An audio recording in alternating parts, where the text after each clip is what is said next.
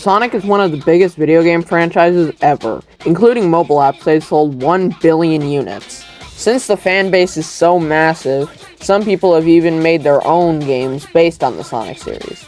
These are called Sonic-likes, and today I'd like to review some games that truly encapsulate the feeling of Sonic. Spark the Electric Jester is a 2017 game by Brazilian Lake Fepard. Spark the Electric Jester takes a lot of elements from Sonic 3 and Sonic Forces, but also Kirby. The item boxes give you Jester powers. Each power grants you unique abilities like copy abilities, which are from Kirby. So how is this Sonic related? So the game has a dash, which basically works as the air dash from the 3D Sonic games by pressing B. Flower Mountain City is actually a reference to Green Hill Zone, and the game actually has a stage called Sunset Heights. If you don't know, Sunset Heights is a level from Sonic Forces, but if this was intentional, we don't know because the game started development before Forces but released afterwards. Another draw from Sonic is idle animations. Spark has an idle animation where he cries.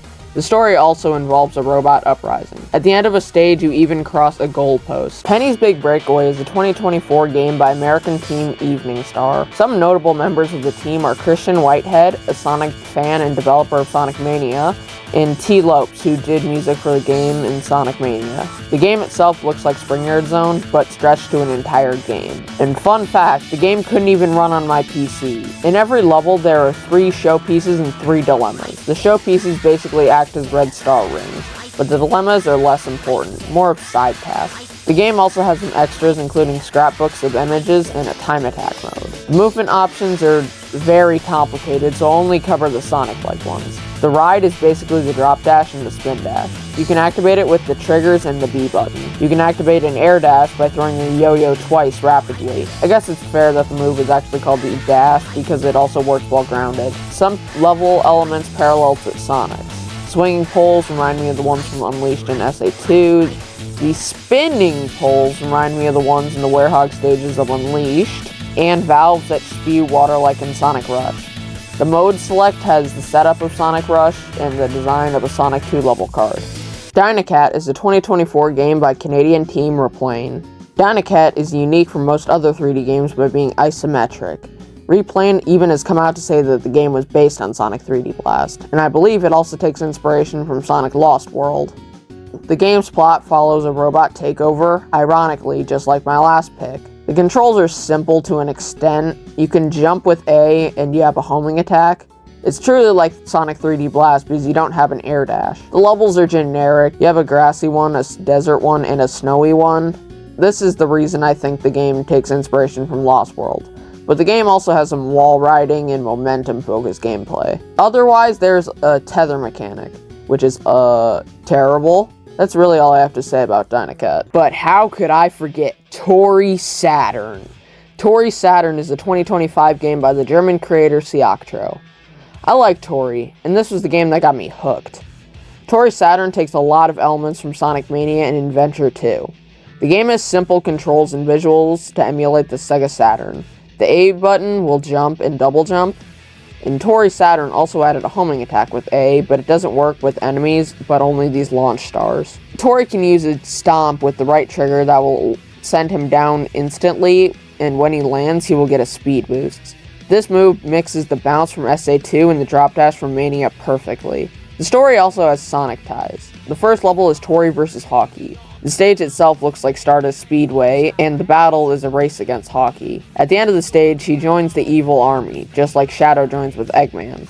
Hockey has a very similar appearance to Torei, just like both of Sonic's rivals. Fleet Exhibit seriously reminds me of Metal Harbor from Sonic Adventure 2. You're running across a waterside military base that gets blown up later. Cloud Paradise has a lot in common with Sky Sanctuary. It's lush with palm trees and, it's in the sky. But the most notable thing that points to taking inspiration from Sonic is the music. KB did the music for about 8 of the songs, most notably Blackbird Down for Torei vs. Hockey, Our World for Fleet Extinction, Glamour City for Glamour City, and one other standout track, Rings of Saturn. Rings of Saturn is actually sung by Johnny Gioli of Crush 40.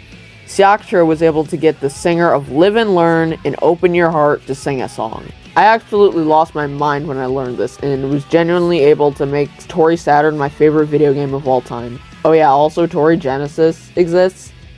Its 3 levels are Sonic clones, being Green Hill, Flying Battery, and Stardust Speedway. As I've stated in my community post, I am kind of busy with my Sonic Hot Takes video, so I'm going to do a rapid round of other Sonic-like games. Rollin' Rascal is an upcoming 3D speed-based platformer by the American Curiomatic. Rascal can turn into a ball and spin dash. The game seems to take inspiration moveset-wise from Sonic Adventure 2. Music also kind of reminds me of the adventure titles. Rayman Legends is a 2D platformer by the French company Ubisoft. Rayman can run incredibly fast, and the speedy levels truly complement it.